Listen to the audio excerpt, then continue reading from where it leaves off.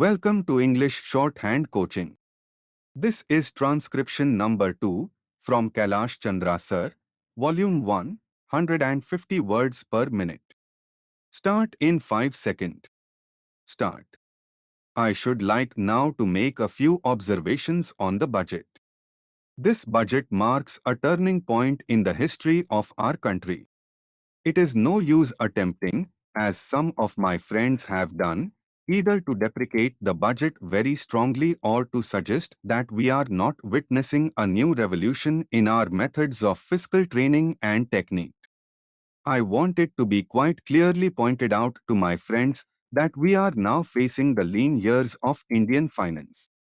Hitherto, we had revenue surpluses which were a form of public saving and which were meant to be utilized for capital development. Hereafter, this form of revenue surplus would not be available. We have, therefore, to find out ways and means of implementing our great program of national reconstruction at minimum cost. My point is that the deficit on revenue account would be of the order of about 19 rupees to 20 crores.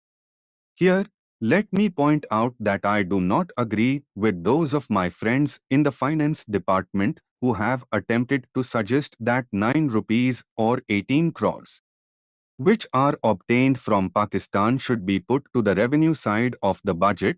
They are to be put on the capital side. But that does not seriously alter the trend of my argument. What I am suggesting is that we would have to be prepared for a deficit of a much higher order even on the revenue side. That itself should make us realize that there are very many problems which we have to face and that we have to undertake ways and means of increasing the resources of our country so that it might be possible for us to have a greater amount of surplus or a greater amount of public saving for the purpose of financing capital development. The Finance Minister, in the course of his speech, Mr. Deputy Minister, pointed out that the deficits during the past 2 years were of the order of rupees 83 crores. I venture humbly to disagree with him because I feel that when we are talking of deficits, we must take into account the overall deficit incurred by the central government, and that would be of the order of 200 crores rupees. During the years of relatively light expenditure, we had a shortfall of about 200 crores rupees.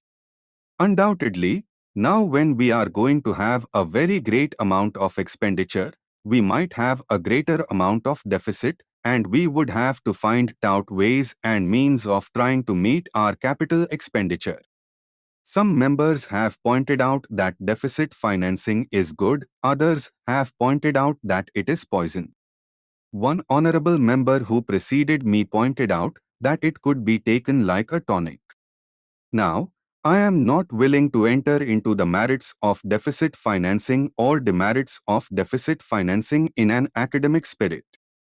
The time has now come when we should face realities.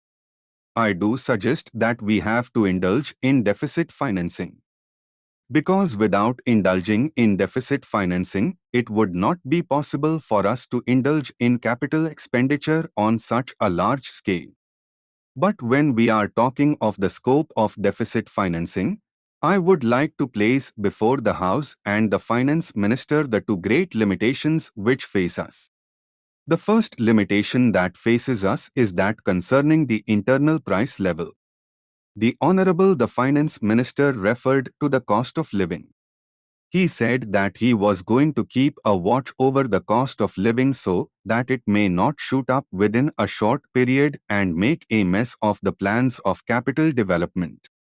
But there is another limitation which has also to be borne in mind, a limitation which has not received as much notice as it should have done in all the discussions that have taken place on deficit financing.